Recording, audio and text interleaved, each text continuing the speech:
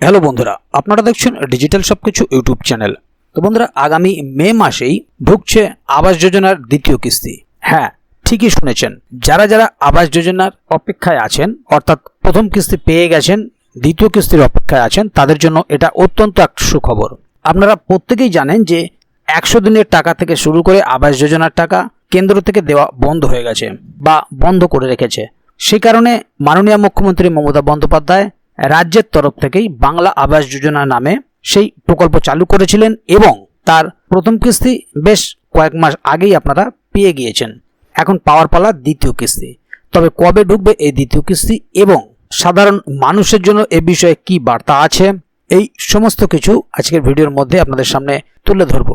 সে কারণে ভিডিওটিকে কোথাও স্কিপ না করে প্রথম থেকে শেষ অবধি মনোযোগ সহকারে পুরো বিষয়টি দেখবেন, যাতে করে কোনো জায়গায় বুঝতে আপনাদের কোনো প্রকারের অসুবিধা না হয়। এছাড়াও আপনি যদি আমাদের চ্যানেলে প্রথমবার হয়ে থাকেন, তাহলে অবশ্যই চ্যানেলটিকে সাবস্ক্রাইব করে বেল আইকনটি প্রেস করে অল নোটিফিকেশনে ক্লিক করে দেবেন, যাতে করে আমাদের চ্যানেলে যখনই কোনো নতুন ভিডিও আপলোড হবে তা সরাসরি আপনাদের কাছে পৌঁছে যায়। তো চলুন দেখে নেওয়া যাক এখানে বিষয়টি ঠিক কী বলা হচ্ছে।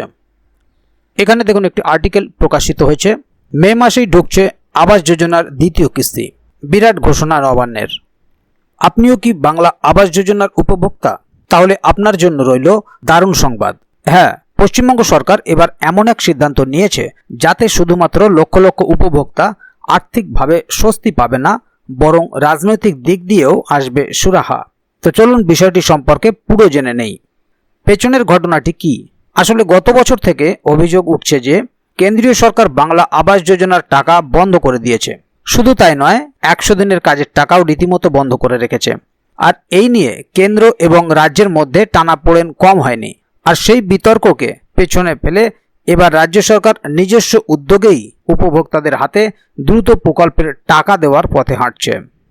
মে মাসের মধ্যেই ঢুকবে টাকা।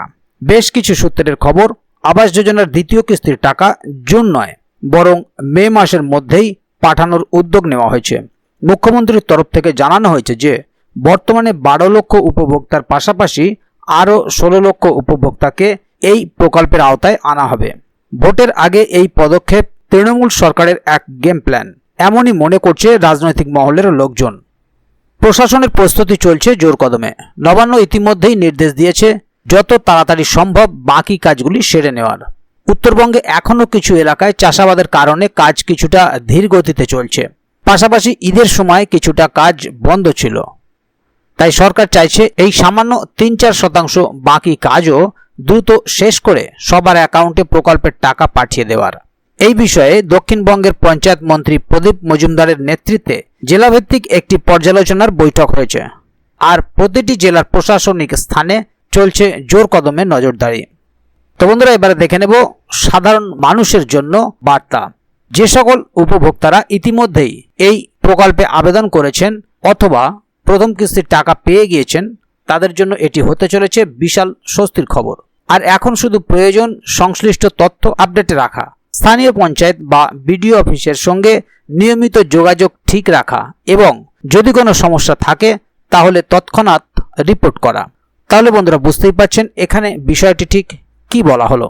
রাজ্যের কোনো জায়গায় কিছু বিশেষ কাজ এখনো ধীর গতিতে চলছে, যেই কারণে সেই কাজগুলো দ্রুত শেষ করে দ্বিতীয় কিস্তির টাকা আপনাদের অ্যাকাউন্টে দিয়ে দেওয়া হবে। এবং এই দ্বিতীয় কিস্তির টাকা এখানে দেখতেই পেলেন যে মে মাসেই ঢুকে যাবে আপনাদের অ্যাকাউন্টে এবং 12 লক্ষ উপভোক্তাকে এই টাকা পাঠানো হয়েছিল। তবে এবার দেখা যাচ্ছে যে 12 লক্ষের জায়গায় এটা 16 লক্ষ উপভোক্তাকে দেওয়া হবে। তবে মে মাসে কত তারিখে এই টাকা দেওয়া হবে সে বিষয়ে এখনও কোনো রকম কোনো দিনক্ষণ ঘোষণা করা হয়নি। তাই এ বিষয়ে যদি আগামী দিনে আরও নতুন কোনো আপডেট আসে তাহলে অবশ্যই আপনাদেরকে এই চ্যানেলের মাধ্যমে জানিয়ে দেওয়া হবে। সেই কারণে চ্যানেলটিকে সাবস্ক্রাইব করে অবশ্যই চ্যানেলের সঙ্গে থাকবেন, যাতে করে এ বিষয়ে আগামী দিনে আরও নতুন কোনো আপডেট আসলে তা সরাসরি আপনাদের কাছে পৌঁছে যায়। তো বন্ধুরা, আজকের গুরুত্বপূর্ণ ভিডিও আপডেটটি এখানেই শেষ করছি। ভিডিওটি সম্বন্ধে আপনাদের মতামত এবং আপনারা কে কোথা থেকে ভিডিওটি দেখছেন অবশ্যই কমেন্ট বক্সে লিখে জানাবেন। ভিডিওটি ভালো লাগলে অবশ্যই একটি লাইক দেবেন এবং বন্ধুদের জানার সুবিধার্থে ভিডিওটিকে শেয়ার করবেন, যাতে তারাও বিষয়টি সম্বন্ধে জানতে পারে। ভিডিওটি শেষ পর্যন্ত দেখার জন্য অসংখ্য ধন্যবাদ। আবার দেখা হবে আগামী ভিডিওতে। ততক্ষণ পর্যন্ত ভালো থাকুন, সুস্থ থাকুন। ধন্যবাদ।